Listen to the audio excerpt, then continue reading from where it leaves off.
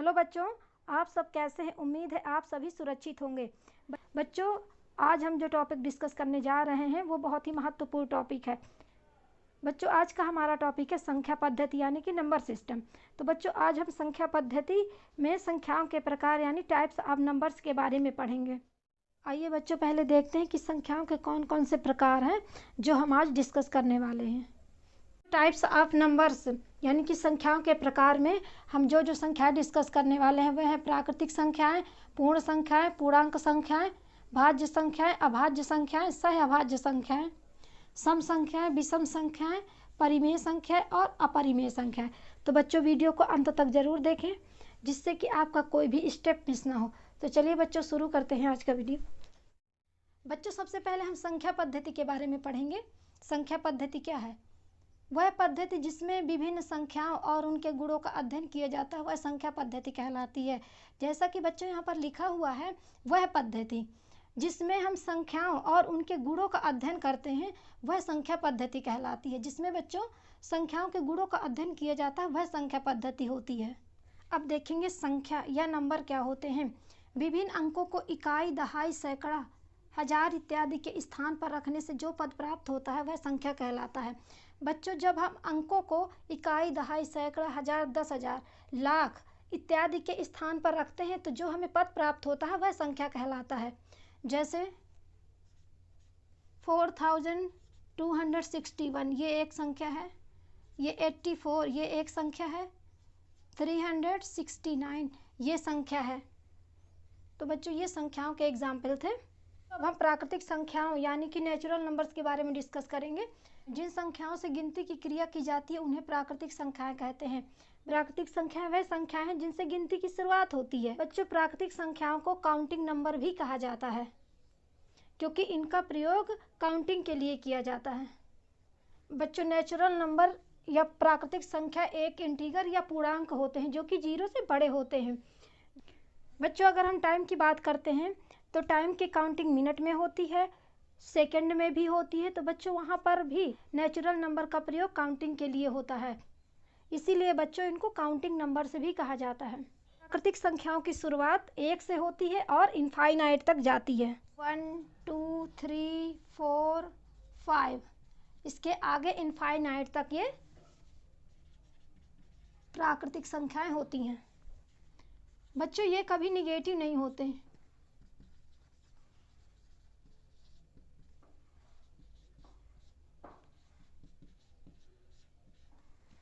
Next है पूर्ण संख्या या होल नंबर। प्राकृतिक संख्याओं के समूह में 0 को शामिल करने से संख्याओं का जो समूह बनता है उसे पूर्ण संख्याओं का समूह कहते हैं।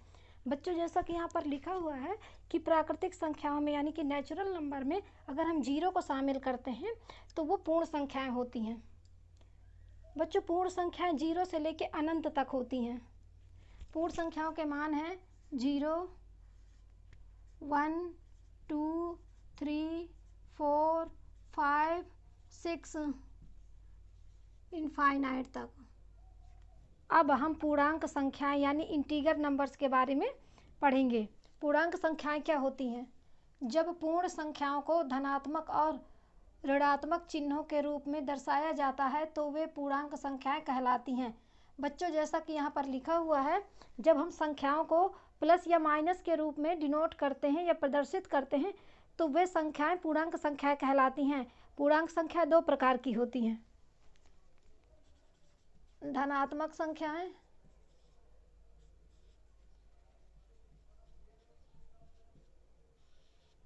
जैसे हो गया +67 हो गया, +41 हो गया, +5 हो गया। तो ये धनात्मक संख्याएं हैं जिनको हम धनात्मक चिन्ह से प्रदर्शित करते हैं। दूसरी है ऋणात्मक संख्याएं।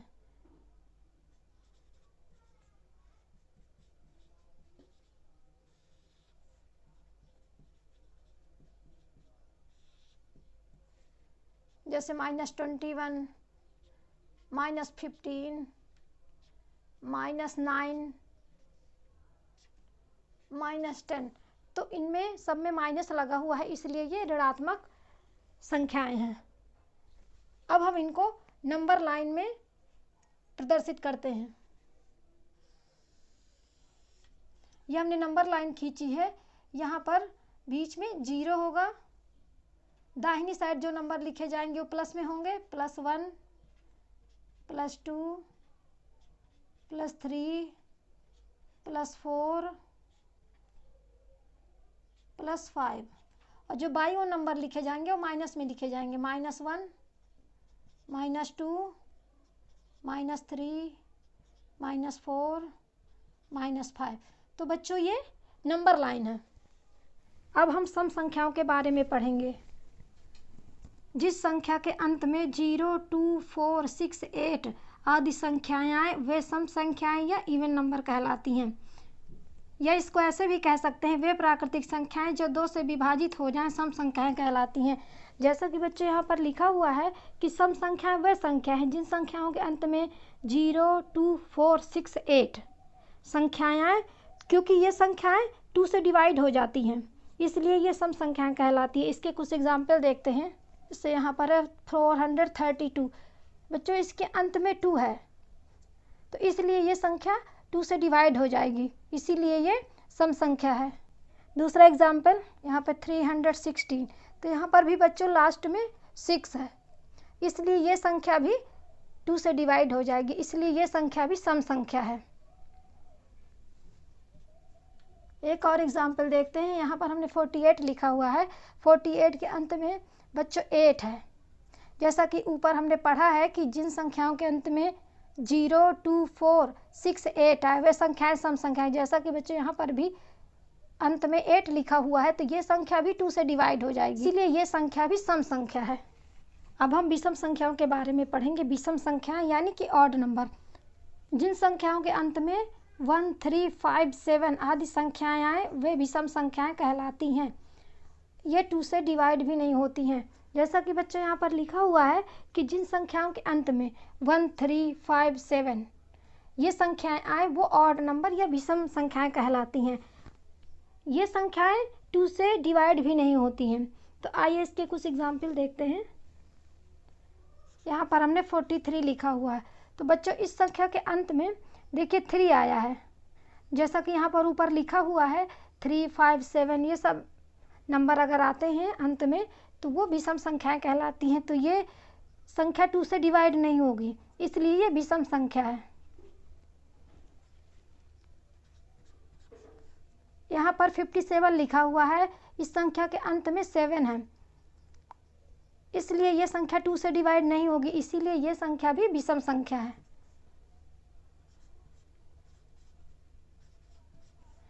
यहाँ पर बच्चों लिखा हुआ है 4931, तो बच्चों इस संख्या के अंत में 1 आया है। जैसा कि ऊपर लिखा हुआ है 1357, तो बच्चों यहाँ पर 1 है, इसलिए ये संख्या भी 2 से डिवाइड नहीं होगी। तो बच्चों जिन संख्याओं के अंत में 1357 आए वे सब संख्याएं विषम संख्याएं या ऑड नंबर कहलाती हैं, और बच्चों कभी भी 2 से डिवाइड नहीं होती हैं। अब हम भाज्य संख्याएं यानी कि कंपोजिट नंबर के बारे में पढ़ेंगे। भाज्य संख्याएं वे प्राकृतिक संख्याएं हैं जो एक या अपने को छोड़कर किसी दूसरी संख्या से भी विभाजित हो जाती हैं, भाज्य संख्याएं कहलाती हैं। बच्चों जैसा कि यहाँ पर लिखा हुआ है कि भाज्य संख्याएं वह संख्याएं हैं जो एक से डिवाइड हो जाए, स्वयं अपने आप से डिवाइड हो जाए और दूसरी अन्य संख्याओं से भी डिवाइड हो जाए, वे भाज्य संख्याएं कहलाती हैं। बच्चों अब हम भाज्य संख्याएं या कंपोजिट नंबर के एग्जाम्पल देखते हैं। यहाँ पर हमने 4 लिया है, तो 4 1 और 4 के अलावा 2 से भी डिवाइड हो जाएगा, इसलिए ये भाज्य संख्या है। यहाँ पर हमने 9 लिया है, बच्चों 9 के अलावा 3 से भी डिवाइड हो जाएगा, इसलिए ये भी भाज्य संख्या या कंपोजिट नंबर है। यहाँ पर हमने 12 लिया हुआ है, तो बच्चों 12 1 और 12 के अलावा ये 3, 4, 6 से भी डिवाइड हो जाएगा, इसलिए ये भी भाज्य संख्या या कंपोजिट नंबर है। अगला एग्जाम्पल है 15, बच्चों ये भी 1 से 3 से 5 से और 15 से डिवाइड हो जाएगा, तो ये भी बच्चों भाज्य संख्या है। जैसा कि ऊपर लिखा हुआ है कि जो एक से और स्वयं अपने अलावा किसी दूसरी संख्या से भी डिवाइड हो जाए वो भाज्य संख्याएं कहलाती हैं। अब यहाँ पर हम बच्चों देखते हैं, यहाँ पर 4 है, यहाँ 12 है, तो जैसा कि हमने पढ़ा था सम संख्याओं में कि जिस संख्या में 4 हो या 2 हो तो वे संख्याएं सम संख्या कहलाती हैं, क्योंकि वो 2 से डिवाइड हो जाती हैं। तो बच्चों ये भी 2 से डिवाइड हो जाएगा, ये भी 12 भी 2 से डिवाइड हो जाएगा, तो ये दोनों सम संख्याएं हैं। तो बच्चों ये सम संख्याओं के साथ साथ भाज्य संख्याएं या कंपोजिट नंबर भी है। तो बच्चों हम ये कह सकते हैं कि सभी सम संख्याएं भाज्य संख्याएं हैं, केवल 2 को छोड़कर, क्योंकि बच्चों 2 सम संख्या है बट वो भाज्य संख्या नहीं है, इसलिए हम ये कह सकते हैं कि 2 को छोड़कर सभी सम संख्याएं भाज्य संख्याएं हो सकती हैं, लेकिन सभी भाज्य संख्याएं सम संख्याएं नहीं हो सकती हैं।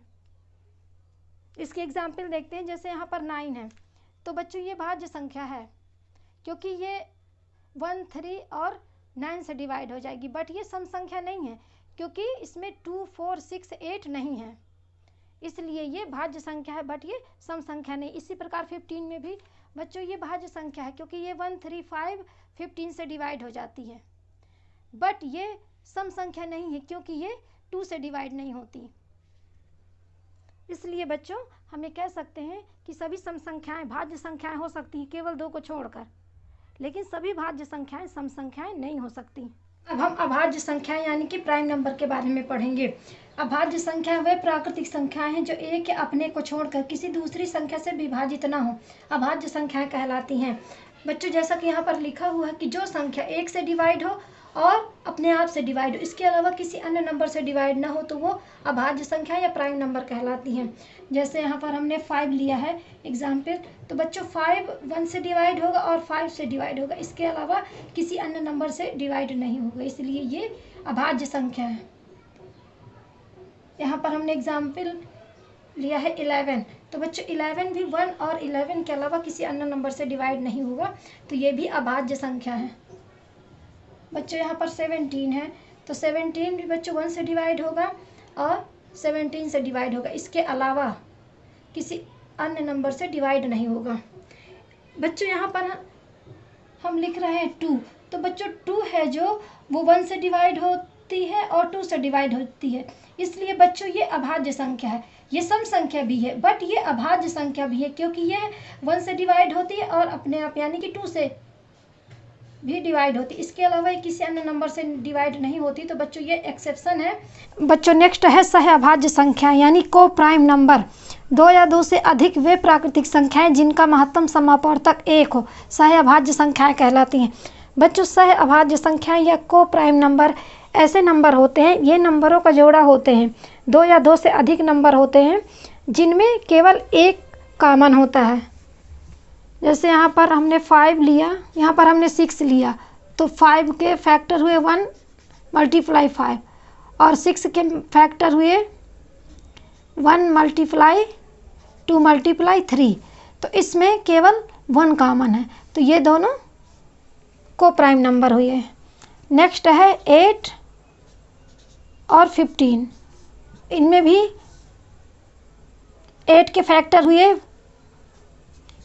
2 × 2 और 15 के फैक्टर हुए 1 × 3 × 5, तो बच्चों इसमें केवल 1 ही कॉमन है, इसलिए ये को प्राइम नंबर हुए।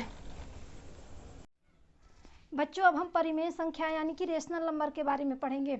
यदि किसी वास्तविक संख्या को 2 पूर्ण संख्याओं के अनुपात के रूप में व्यक्त किया जा सकता है तो वे संख्याएं परिमेय संख्याएं कहलाती हैं। 2 संख्याओं को अनुपात के रूप में या रेशियो के रूप में व्यक्त कर सकते हैं तो ऐसी संख्याएं परिमेय संख्याएं कहलाती हैं।